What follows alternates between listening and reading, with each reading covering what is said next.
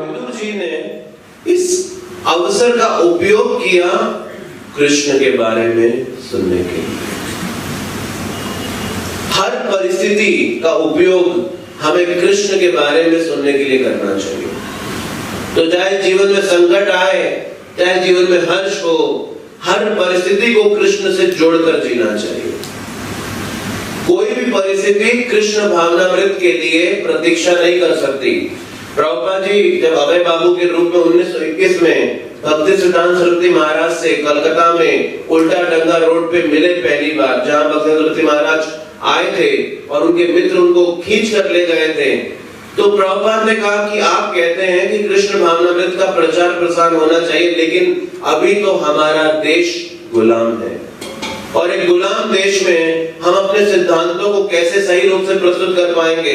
तो भक्ति सिद्धांत सरस्वती महाराज ने प्रभुपाद जी को यही उत्तर देते हुए कहा, कोई भी परिस्थिति कृष्ण भावनामृत के अनुशीलन के लिए बाधा नहीं हो सकती।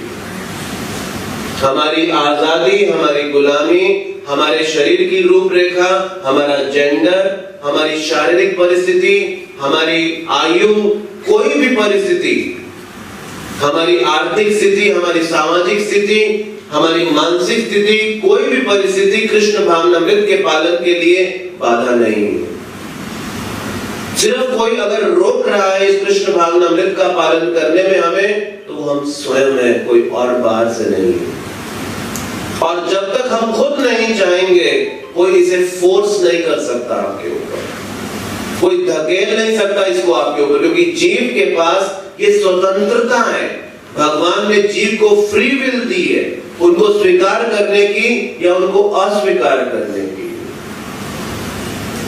कोई भी हमें इस रास्ते में बांध नहीं सकता और आप किसी से जोर जबरदस्ती करके भक्ति भी नहीं करा सकते। कई बार ऐसा होता है कि हम भक्त बनते हैं तो हमें लगता है पूरे संसार को नहीं छोड़ूंगा मैं, और सबसे पहले अपने घर वालों को नहीं छोड़ूंगा। माला करो, रोज माला करो, रोज माला, सबके पीछे पड़ जाते हैं। आज एकादशी व्रत रखो, देखो भोग लगा खाना है, ऐसा करना है, वैसा करना है, आज इन सबको बदल डालूंगा। और फिर 2-4 साल बीतते तो समझ में आते नहीं बदला जा सकता। तो आरंभ में हम दूसरों के ऊपर लग जाते हैं और जैसे जैसे आगे बढ़ेंगे फिर समझ में आएगा अगर किसी को बदल सकता हूं तो वो मैं खुद ही हूं बस, और कोई नहीं है जिसको मैं बदल पाऊंगा। तो अच्छा है वो एनर्जी अपने में लगा लूं, बजाय कि दूसरों के पीछे डंडा लेके भागने से और उनसे और पैर उत्पन्न करने से। तो विदुर जी ने ये अवसर का उपयोग किया कृष्ण के बारे में सुनने के लिए, क्योंकि भौतिक जगत में दुख आएगा ही आएगा। आप बाह्य परिस्थितियों को कभी भी नियंत्रित नहीं कर सकते। इसीलिए मनुष्य के जीवन का ये उद्देश्य है कि हम जीवन की बुरी परिस्थितियों को नियंत्रित करना छोड़ें, सिर्फ एक प्रोटेक्शन की शील्ड अपने जीवन में लेकर आए। तो जैसे बारिश आ जाए तो बारिश से बचने के लिए आप छाता लेते हैं, उसी प्रकार से जब कठिनाइयों की बारिश जीवन में आए तो हरि कथा, हरि कीर्तन और हरि सेवा का छाता ले लीजिए। तो जब हरि कथा, हरि कीर्तन और हरि सेवा का छाता ले लेंगे, अम्ब्रेला ले लेंगे, तो ये कठिनाइयों की बारिश तो होगी लेकिन आपको प्रभावित नहीं कर पाएगी, क्योंकि वर्षा को आप नियंत्रित नहीं कर पाएंगे, लेकिन आप उस वर्षा से कैसे बचें ये आपके हाथ में है। ये सीखना हमारे हाथ में है, उसको जीना हमारे हाथ में है। जैसे एक केस स्टडी पढ़ा था हमने बहुत समय पहले अपने कॉलेज में, बाटा कंपनी का। तो बाटा कंपनी ने अपने सेल्स मैनेजर को पोस्ट किया अफ्रीका के एक देश में और बोला जाओ यहाँ पे स्टडी करो मार्केट को और रिसर्च करो कि कैसे यहाँ पे हमारे जूता लॉन्च होगा। तो वो मैनेजर गया वहां पर अफ्रीका के देश में और जब पहुंच गया तो उसने सब देखा और वो बड़ा घबरा गया। तुरंत उसने टेलीग्राम भेजा अपने हेडक्वार्टर में इंडिया में, बोला यहाँ तो ऐसे लोग हैं जो चप्पल नहीं पहनते, हम जूता क्या बेचेंगे, यहाँ पे नहीं है, मैं वापस आना चाहता हूँ, मुझे कहीं और पोस्टिंग दे दो। तो उसको फिर से इंडिया वापस बुला लिया। अब इसी कंपनी ने अपने दूसरे सेल्स मैनेजर को बोला आप जाओ जाके स्टडी करो। अब जब दूसरा गया तो बोला यहाँ बहुत पोटेंशियल है, किसी के पास जूता नहीं और हम पहले हैं यहाँ पर, सबको जूता बेचेंगे, जितना स्टॉक है भेज दो, ट्रांसफर कर दो यहीं पर। तो क्या बदला? परिस्थिति बदली, देश बदला, लोग बदले, क्या बदला? चेतना बदली, बस चेतना बदली। और जहां चेतना बदली वहां पे वही परिस्थिति आपको बदली दिखाई देती है। तो हम कठिनाई ये चेतना को बदलने के बजाय परिस्थितियों से संघर्ष करते हैं, परिस्थितियों को बदलने के लिए रात दिन मेहनत करते हैं। इसको बदलूंगा, उसको बदलूंगा, अपने बॉस को बदलूंगा, अपनी पत्नी को बदलूंगा, अपने पति को बदलूंगा, अपने बच्चे को बदलूंगा, अपने इन-लॉज को बदलूंगा, पड़ोसी को बदलूंगा, खुद को नहीं बदलूंगा। बस सारे संसार को बदलूंगा, खुद को छोड़ दूंगा, बस खुद को नहीं बदलूंगा मैं। तो जब तक चेतना नहीं बदलेगी आप कितनी परिस्थिति बदल लो। आजकल ऐसे है कि नहीं, लोग एक कंपनी ज्वाइन करते हैं, 6 महीने बाद पूछो, अरे अभी हमारा ईमेल आईडी बदल गया, दूसरा वाला कर लेना, देख लेना। बोला बोले अभी तो आप गए थे वहां, बोले अरे वहां तो ऐसा ही था सब बेकार। अभी यहाँ गए, वैसे कई लोगों को जानता हूँ, हर 6 महीने में एक नई ऑर्गेनाइजेशन होता है। जब भी पूछता अभी कहाँ हूँ आजकल, बोले आजकल टाटा टेली सर्विस। अच्छा अभी कहाँ? अभी जियो आ गया। अच्छा अभी कहाँ? हर 6 महीने में नया जगह चले जाते हैं।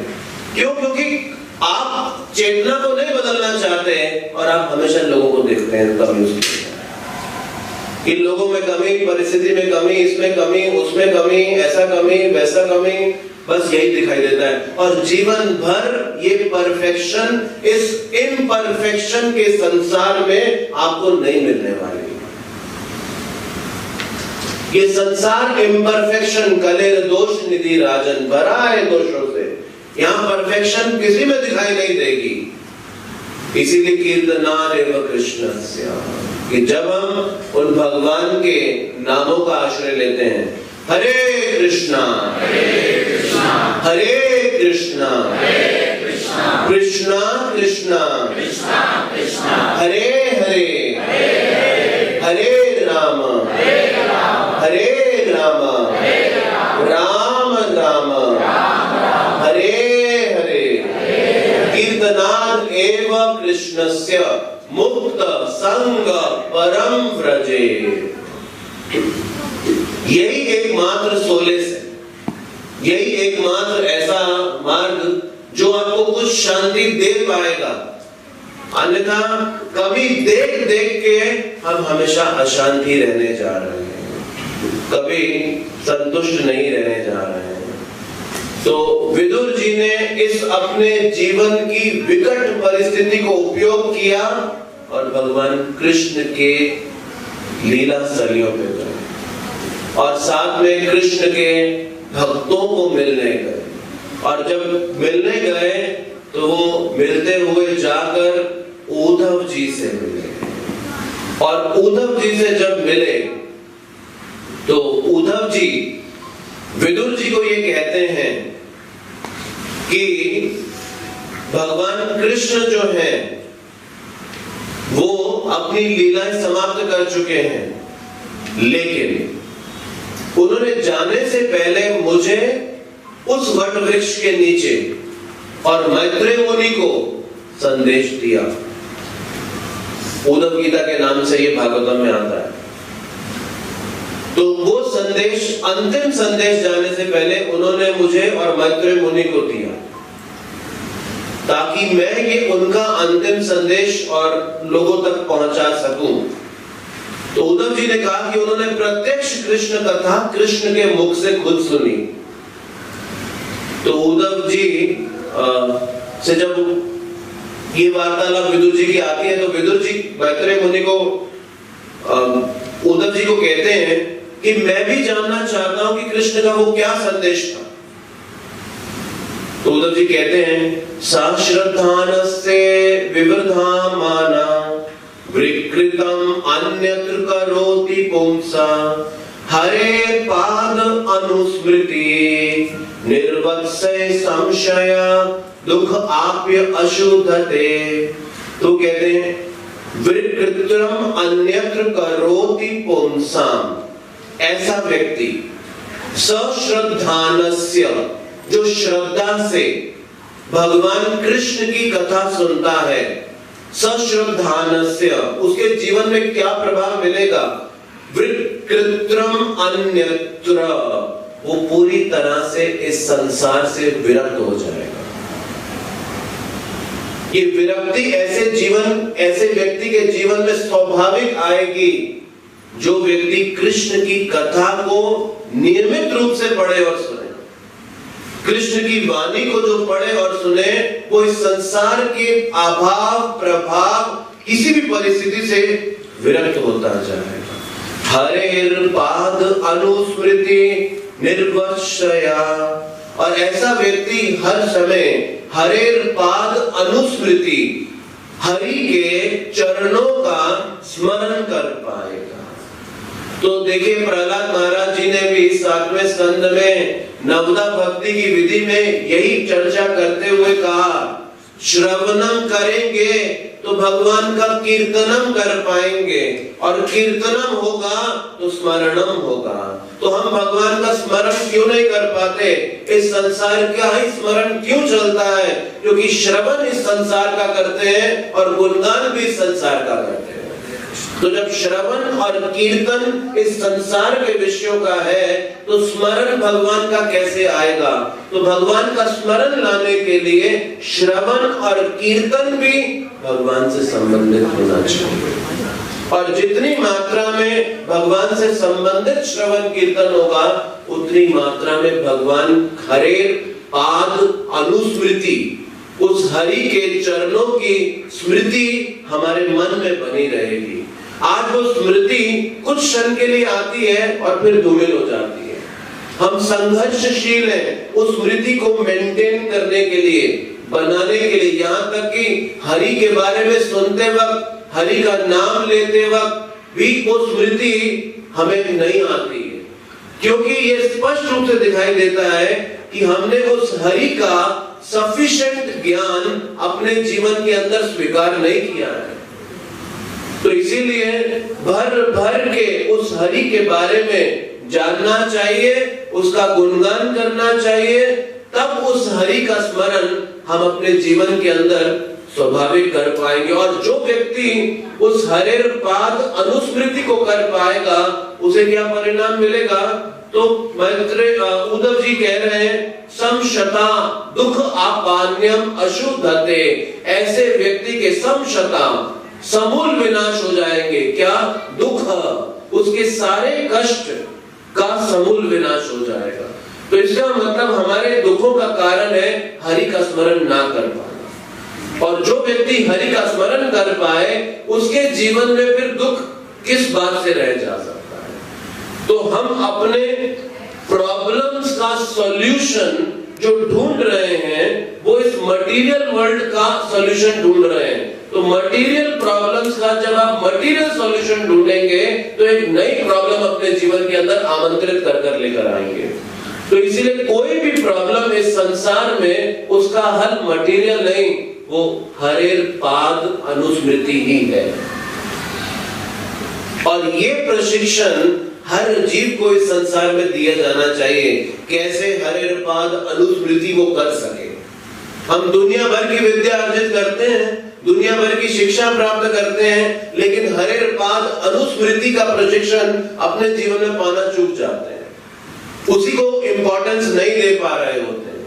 लेकिन जो व्यक्ति इस हरेर पाद अनुस्मृति को अपने जीवन में महत्व दे सके, उसको जान सके, वो सब कुछ जानता है, क्योंकि उन भगवान के चरणों में सब कुछ है। भक्ति सिद्धांत सरस्वती महाराज के गुरु महाराज थे गौर किशोर दास बाबा जी स्वामी।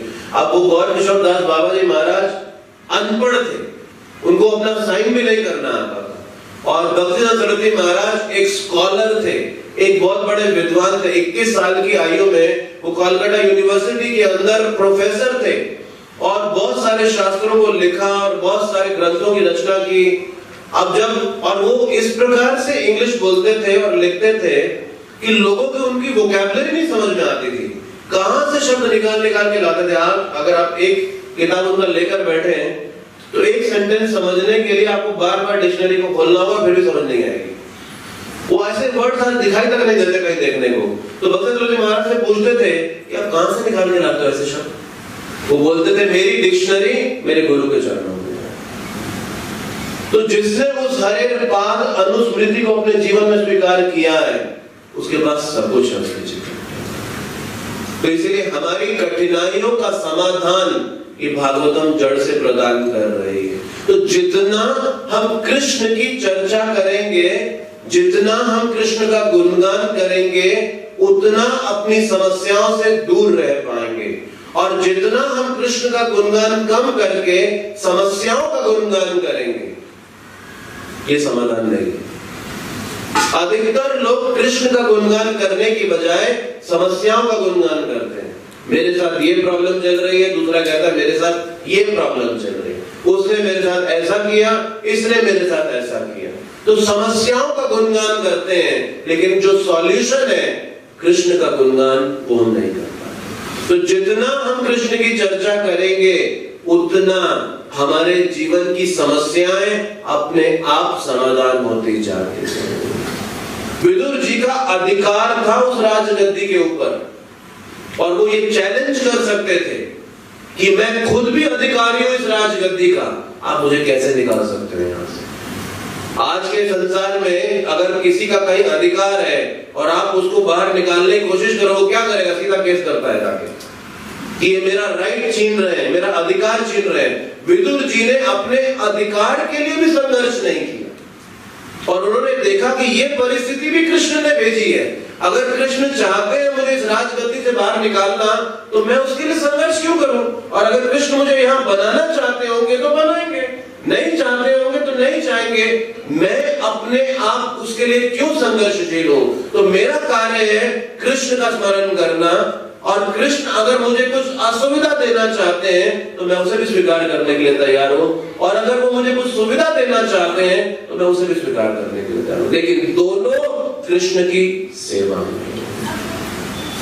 तो उन्होंने संघर्ष ना करके संघर्ष किया कृष्ण की अनुस्मृति को जागृत करने के लिए। तो अगर हम भी अपने जीवन के स्ट्रगल्स से जूझने के बजाय कृष्ण की स्मृति को जागृत करने के लिए स्ट्रगल करें, क्योंकि एक साधक के लिए वो भी स्ट्रगल है। भगवान का स्मरण करना एक साधक के लिए स्ट्रगल है। मन को विषयों से खींच कर लाना, बार बार कृष्ण के ऊपर केंद्रित करना, ये एक साधक की स्ट्रगल है। लेकिन अगर इस स्ट्रगल को करें तो इसका परिणाम बहुत मीठा है। जैसे गीता में कृष्ण कहते हैं, सतोगुण का सुख आरंभ में कड़वा और अंत में अमृत के समान मीठा। लेकिन हमें कड़वी चीजें पसंद नहीं है, लेकिन आप देखेंगे कड़वी चीजें हमें शुद्ध करती हैं। करेला खाएंगे आपके ब्लड को प्यूरिफाई करेगा, नीम कड़वा है खाएंगे ब्लड प्यूरिफायर है। उसी प्रकार से जब लोगों की निंदा सुनेंगे, बिटर है लेकिन आपके हार्ट को प्यूरिफाई करेगा। जब अपनी गलतियां सुनेंगे, कड़वा है, सुना नहीं जाता, लेकिन आपके हृदय को शुद्ध कर देगा। तो वो विदुर जी ने उस परिस्थिति से संघर्ष करने के बजाय वन में भ्रमण करना शुरू कर दिया। लोग कहते हैं ना, अरे भाई भक्ति चाहिए तो वन में जाओ, लेकिन कौन से वन? वृंदावन। ये वन है, कभी होता था तुलसी का वन, वृंदा का वन, इसलिए इसका नाम वृंदावन है। वनम हरि गतम आश्रयेत, वन में हरि का आश्रय लो।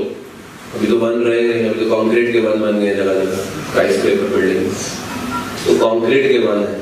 तो इसलिए प्रभुपाद जी ने कंक्रीट के वनों में भी मंदिरों की स्थापना करी और राधा कृष्ण के विग्रहों की स्थापना की। कि अब वो उस वनों में तो लोग नहीं जा पाएंगे, लेकिन इन कंक्रीट के वनों में रहते हुए राधा कृष्ण की भक्ति सीख पाएंगे। तो समय, परिस्थिति, काल के अनुसार सिद्धांत वही है, लेकिन उसको प्रस्तुत करने का तरीका बदला है। बस प्रिंसिपल्स वही है, उनमें कोई अंदर नहीं आया 5300 साल में, लेकिन प्रस्तुतिकरण समय, परिस्थिति, काल के अनुसार बदल गया। और वो अगर नहीं बदलेगा तो हम शायद इसको स्वीकार नहीं कर पाएंगे, और जब वो बदलेगा तभी हम इसे स्वीकार करने की योग्यता प्राप्त कर पाते हैं। तो अगर हरि कथा से आसक्ति नहीं उत्पन्न करी और आप कहेंगे ठीक है वन में जाएंगे भगवान को ढूंढने, तो प्रभुपाद जी कहते थे वन में पहले ही बंदर बहुत है, एक और संख्या मत बढ़ाओ जाके, there are already many monkeys. Vrindavan में पहले बहुत बंदर है। तो हम सोचे कि वृंदावन में आकर निवास करेंगे, लेकिन हरि कथा की से आसक्ति नहीं है, तो फिर क्या देखेंगे? आज जोड़ों का दर्द हो रहा है, आज यहाँ दर्द है, आज ये खाने को नहीं मिला, आज वो पीने को नहीं मिला, क्योंकि हरि कथा से आसक्ति नहीं है। तो जब तक हरि कथा से आसक्ति नहीं होगी, आप वन में निवास नहीं कर सकते। तो इसलिए वानप्रस्थ आश्रम, गृहस्थ आश्रम के बाद तीसरा आश्रम वर्णाश्रम व्यवस्था में वानप्रस्थ है। तो वानप्रस्थ का मतलब है वन की ओर गमन, उस आश्रम को स्वीकार करना। तो वन की ओर वानप्रस्थ गृहस्थ आश्रम को त्याग के वानप्रस्थ में कौन जा पाएगा? जो हरि कथा से आसक्ति विकसित करेगा, जो हरि कीर्तन से आसक्ति विकसित करेगा। अन्यथा ये गृहस्थ आश्रम में आते हैं और शरीर भी इसी गृहस्थ आश्रम में छोड़ के जाते हैं। अंत तक उस वर्ण आश्रम व्यवस्था के अंदर दूसरी स्टेज पे अटके रह जाते हैं। तो वानप्रस्थ मिला, वन का गमन मिला, इसलिए ताकि हरि कथा से आसक्ति विकसित कर सके। और ये आसक्ति विदुर जी की थी, इसीलिए तो वनों में जा जाकर भ्रमण कर रहे हैं, जाकर मिल रहे हैं, कभी उद्धव जी से, कभी मैत्रेय मुनि से भगवान के विग्रहों का दर्शन कर रहे हैं। ये हरि कथा से उनकी आसक्ति उत्पन्न हो गई थी। इसीलिए वैराग्य की परिभाषा अधिकतर लोग समझते नहीं है। वैराग्य का मतलब सिर्फ कपड़े का रंग बदल लेना नहीं होता। वैराग्य का मतलब सिर्फ आपके बालों का स्टाइल बदल लेना नहीं रहता। वैराग्य का मतलब सिर्फ बाह्य वैराग्य से नहीं। वैराग्य एक बड़ा गहरा शब्द है और वैराग्य में रहने के लिए उस गहराई को समझना बड़ा आवश्यक है। और जो भी व्यक्ति एक्सटर्नल रिनाउंसिएशन को समझे लेकिन इंटरनली अटैच्ड रहे, तो वो एक्सटर्नल रिनाउंसिएशन को मेंटेन नहीं कर पाएगा। उसके लिए बड़ी कठिनाई होगी बाह्य वैराग्य को स्वीकार करने के लिए, अगर वो आंतरिक वैराग्य का विकास ना करे। तो एक बार एक व्यक्ति एक साधु के पास गया और बोला, महाराज मैंने सुना है आप बड़े वैरागी हैं और आपने तो दिन में बस एक ही बार फल का आहार करते हैं और कुछ खाते भी नहीं है, सब कुछ त्याग दिया, अपना धन पैसा, आपके पास बहुत संपत्ति थी, सब कुछ त्याग कर आ गए, आप तो बहुत बड़े वैरागी हैं। साधु कहता है, अरे तुम मुझसे बड़ा वैरागी है। बोला कैसे? मैं तो देखो नौकरी करता हूँ, पैसा कमाता हूँ, मेरे बच्चे भी हैं, मेरा पत्नी भी है, मेरा परिवार है, मेरी कई संपत्ति है, प्रॉपर्टी है, मैं कैसे वैरागी हूँ? साधु बोला तुम मुझसे ज्यादा बड़े वैरागी हो। बोला महाराज कैसे मैं बड़ा वैरागी? मेरा तो इतना आसक्ति है संसार में, इन भौतिक सुख सुविधाओं से इतना आसक्ति है, मैं तो सोच भी नहीं सकता वैराग्य लेने के लिए। साधु बोला नहीं, तू सबसे बड़ा वैरागी है, तुझसे बड़ा और कोई वैरागी नहीं है। अरे बोला महाराज कहाँ? मेरे पास तो सब कुछ धन दौलत सब कुछ कहाँ? बोले नहीं, तू सबसे बड़ा वैरागी है। तो साधु बोला देख मैंने क्या त्यागा है, मेरे पास था क्या त्यागने के लिए? कुछ पैसा था, कुछ मकान था, कुछ घर था, वही तो त्यागा। अरे तूने तो भगवान को त्याग दिया। तेरे से बड़ा वैरागी और कौन है संसार में? तो वास्तव में वैराग्य की जब हम बात करते हैं तो कौन वैराग्य की बात कर रहा है? जिसने भगवान को त्याग के जीवन किया, वही तो सबसे बड़ा। इतने बड़े भगवान और सर्व आकर्षक भगवान, वो 6 ऐश्वर्यों के स्वामी भगवान, उनको त्याग के इस संसार में भटक रहे हैं। ये सारे वैरागी तो हैं, और कौन है? ये सारे वैरागी हैं। लेकिन वो लोग जो भगवान के रास्ते पे चल रहे हैं वो वैरागी नहीं है। वो आसक्ति एक उनके जीवन में ऊंचे स्रोत से है। उनकी आसक्ति का विषय एक बहुत ऊंचा विषय है। तो इसीलिए वैराग्य को समझना है तो जिसने कृष्ण को त्यागा वो वैरागी, जिसने कृष्ण को स्वीकार किया वो वैराग्य नहीं, उसने जीवन के ऊंचे लक्ष्य को एक्सेप्ट किया, वो एक ऊंचे लक्ष्य के लिए कार्य कर रहा है। तो अगर कोई आपसे आगे पूछे आप में बड़ा वैराग्य दिखाई देता है आजकल, बोलना तुम बड़े वैरागी हो, मैं नहीं हूँ। और फिर बताना वो कैसे बड़ा वैरागी है। बोलो मुझे क्या करेगा, तो चाय छोड़ा था अभी तक। अरे तूने तो भगवान को छोड़ दिया, मैं तो बस चाय छोड़ा इसीलिए बोलते तो वैरागी है। तो ऐसा जाके बोल रहा हूँ। तो विदुर जी ने राजसी सुखों को त्याग दिया, इसलिए ताकि वो कीर्तन कर सके और कथा कर सके। बस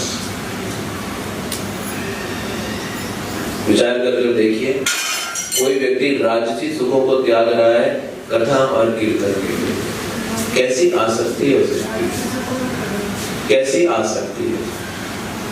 और हम कथा कीर्तन के लिए राजसी सुख स्वीकार कर रहे हैं कि कथा कीर्तन कर सके सुख सुविधा के अंदर। Anyway, at initial stage that is also required. So भगवान कृष्ण मैत्रेय मुनि और उद्धव जी को अपना ये संदेश देकर गए। और भगवान कृष्ण उद्धव जी को ये भी कहते हैं, वो उद्धव जी से विदुर जी की भी चर्चा करते हैं। और उद्धव जी विदुर जी को कहते हैं, जब कृष्ण इस संसार को त्याग रहे थे तो वो आपका स्मरण कर रहे थे। गीता में कृष्ण कहते हैं, जब हम इस संसार को त्यागे तो हमें कृष्ण का स्मरण करना है, लेकिन वो कृष्ण जब इस संसार को त्याग रहे थे तो विदुर जी को याद कर रहे हैं। तो विचार करके देखिए कैसी पोजीशन है विदुर जी की, क्या अवस्था है कि जिन्हें भगवान भी याद कर रहे हैं। तो ऐसी भक्ति होनी चाहिए कि भगवान भी याद करें कि वो मेरा भक्त जिसने क्या त्याग नहीं किया मेरे लिए, जो सब कुछ मेरे लिए त्यागने के लिए तैयार है। तो भगवान भी ऐसे भक्त को देखना चाहते हैं, उसको वैल्यू करना चाहते हैं। और ऐसी आसक्ति भगवान से, उनकी कथा और कीर्तन से प्राप्त की जा सकती है। ये अद्भुत है कि हृदय के अंदर ऐसा प्रेम भगवान के प्रति, उनके गुणगान को सुनने से और उनके गुणगान को करने से हमारे जीवन के अंदर प्राप्त किया जा सकता है। और ब्रह्मा जी जो कि पहले जीव है सृष्टि के, भगवान ने उनकी उत्पत्ति की। अब वो ब्रह्मा जी भी तब तक अपने उत्पन्न होने के उद्देश्य को नहीं जान पाए जब तक स्वयं भगवान ने अपने बारे में उनको नहीं बताया। तो भगवान ने प्रकाशित किया उनके खुद का जीवन का उद्देश्य और उनकी उत्पत्ति का स्रोत भी। तो ब्रह्मा जी विष्णु के नाभि कमल से उत्पन्न हुए।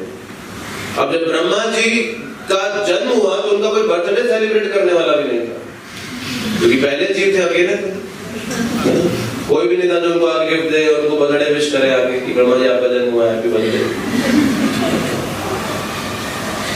अकेले थे एकदम और चिंता में थे जन्म के समय में।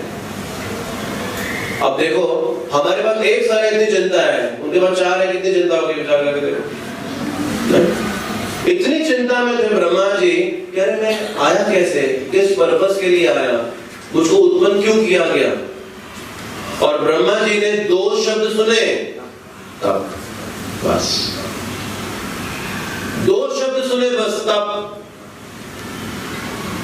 और क्या कह रहे हैं ये 2 शब्द कि हमारे जीवन की समस्याओं का समाधान इस तप में है। ये तपस्या हमारे जीवन की समस्याओं का समाधान करने के लिए दी गई है। और ब्रह्मा जी ने इस तप शब्द को सुना। बोलना आसान है, तप शब्द सुनना भी बड़ा आसान है, लेकिन इसको पालन करने के लिए हमें अपने जीवन में पसीना बहाना पड़ता है। इसलिए 5वें स्कंद में भागवत में भगवान ऋषभ देव अपनी शिक्षाओं में कहते हैं, तप होना कैसा चाहिए, दिव्यम। वो तप दिव्य होना चाहिए, क्योंकि इस जीवन को जीने के लिए भी हमें तपस्या करनी पड़ती है। रोज सुबह उठना पड़ता है जल्दी, फिर ऑफिस जाना पड़ता है, फिर पैसा कमाना पड़ता है, फिर ऐसा नहीं पैसा कमाने से सब कुछ मिल जाएगा, फिर खाना भी बनाना पड़ता है। तो ये तप है। नहीं जाना चाहते ऑफिस, फिर भी जाना पड़ेगा। स्कूल नहीं जाना चाहते, फिर भी जाना पड़ेगा। चाहे काम नहीं भी करना पड़ चाहते, फिर भी करना पड़ेगा। ये भी तप है, लेकिन ये दिव्य तप नहीं है। तो जब दिव्य तप होगा तो दिव्य तप का मतलब है कि जब हम सामूहिक रूप से एक साथ आए और एक साथ आके कृष्ण की सेवा करें, ये तपो दिव्यम कहलाएगा। क्योंकि एक साथ सेवा करने में अब हमारी फॉल्स ईगो की कटिंग होगी।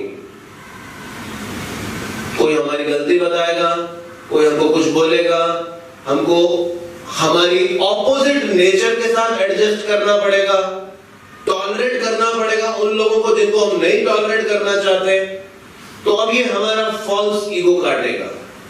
इसीलिए ये तपो दिव्यम क्या है? ये तपो दिव्यम एकांत में नहीं, तपो दिव्यम का मतलब है collectively come together and serve Krishna. और जितना आप कृष्ण को भक्तों के मध्य में आके सर्व करेंगे, ये तपो दिव्यम का परिणाम है हृदय निर्मल होगा। हमारा हृदय निर्मल होता जाएगा। क्योंकि कलयुग का मतलब है ऐसा युग जो आपको इस संसार से बाहर निकलने नहीं देगा, जो इस जीवन के उद्देश्य को याद दिलाने नहीं देगा आपको। और वो कलयुग क्या करता है? वो हमारे मन में प्रवेश करके कहता है, देख भाई, भक्तों के बीच में तो बड़ी प्रॉब्लम है, थोड़ा अकेला रह तू, एकांत भजन, निर्जन भजन। और वो एकांत भजन और निर्जन भजन जो है हमें व्यभिचार के लिए ले जाता है।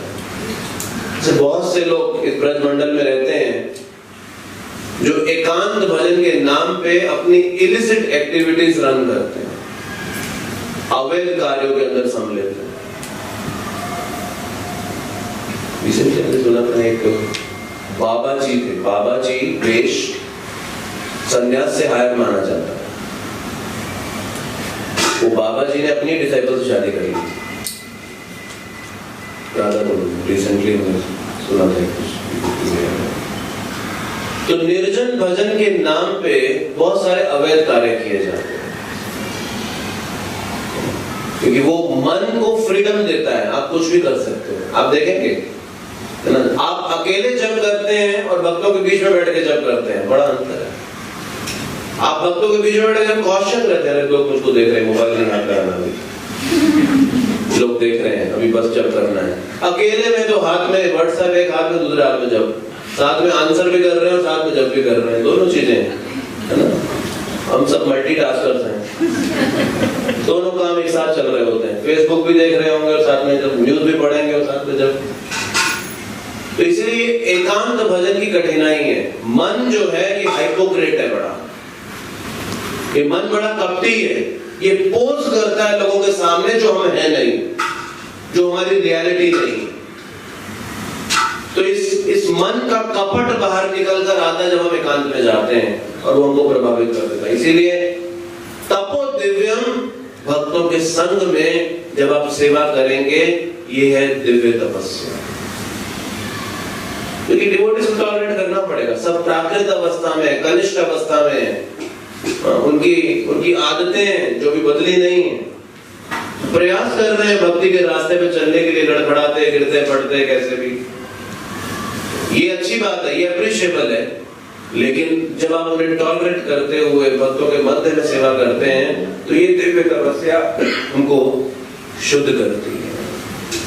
और इसीलिए हरिर नाम, हरिर नाम, हरिर नाम एवा केवलम, कलो नास्ते नास्ते नास्ते गतिर अन्यथा। हरि का नाम, हरि का नाम, हरि का नाम एकमात्र साधन है जो इस कलयुग में हमको गति दिला सकता है, अन्यथा और कोई मार्ग नहीं। तो ब्रह्मा जी ये देने के लिए हमें आए, और अगर हम इन शिक्षाओं को स्वीकार ना करें तो अनेक कामों में हम लगे हैं। ऐसा कौन है जो काम नहीं कर रहा? एक व्यक्ति प्रभुपाद जी के पास आया, बोला प्रभुपाद जी मैं कोई काम नहीं करता हूँ, मैं एंजॉय करता हूँ। प्रभुपाद जी क्या करते हो? तुम?